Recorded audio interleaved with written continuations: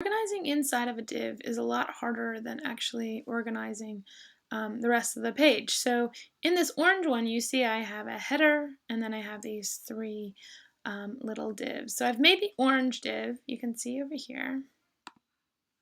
Wait, not that one. Sorry. You can see right here.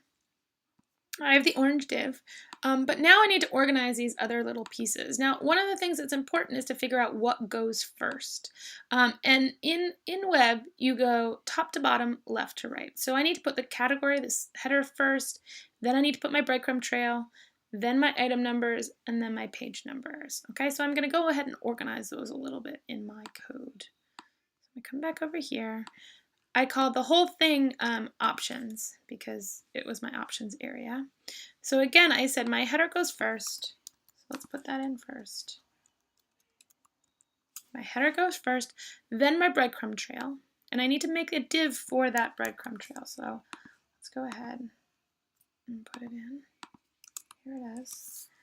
There's my breadcrumb trail. And then I need a div around that. So let me call div ID equals breadcrumb. Now the reason it's an ID is because there's only one of them on the page, right? So I only need one.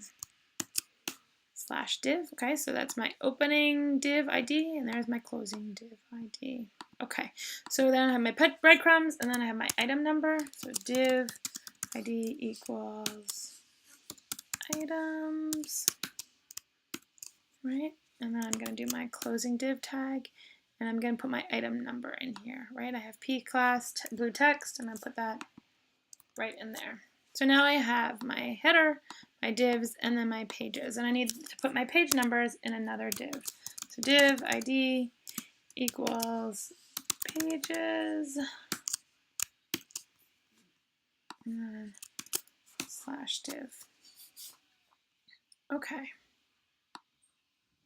So there we have it. So now we have these 4 different items, and they're ordered correctly. But if we preview them, they still don't look the way that we want them to look, right? We want these 3 to kind of float correctly. So I'm going to show you how to do that. We're going to make a little float for each of these pieces. So the first thing we need to do is actually make all of them have a white background. So I'm going to select each of them.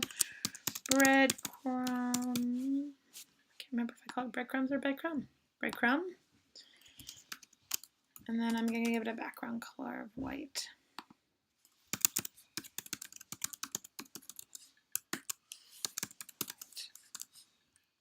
Okay, so that should give my breadcrumbs a background color of white. There we have it. And then I can also do it for my pages, and then for my items, and then pages. Okay, so there we have it. Okay, good. So now we're going to do position relative in each of them. And we're going to float all of them left just to see what happens. Right?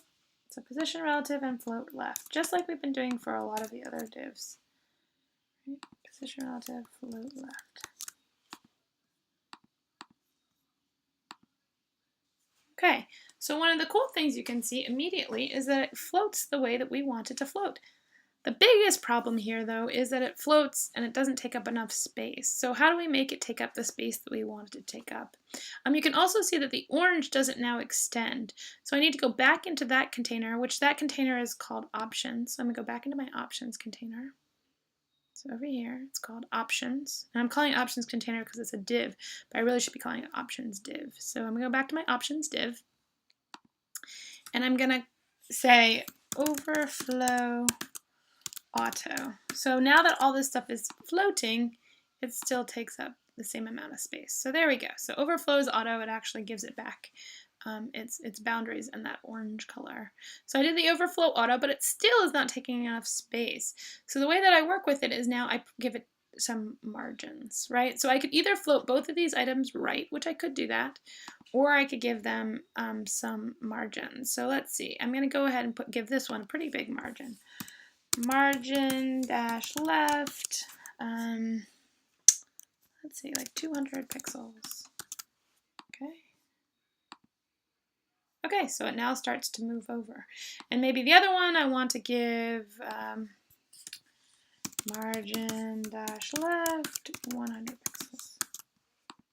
Right? And then that one will also move over. So I can now start to actually position them in my page. I could also have given these two float right and then have them have margin rights to actually kind of work with where they exist on the page. But this is how you kind of organize within a given div. So within this options, this orange options div, this is how I'm kind of making everything work. As you can see, margins is very important and padding is very important. And it's also important to keep your background colors on until everything is in the correct position, because without the background color, you have no idea which box you're in or where you're adding margins, where you're adding padding. It gets very complicated. So make sure you leave on your background colors until you actually have everything positioned where you want it to be positioned.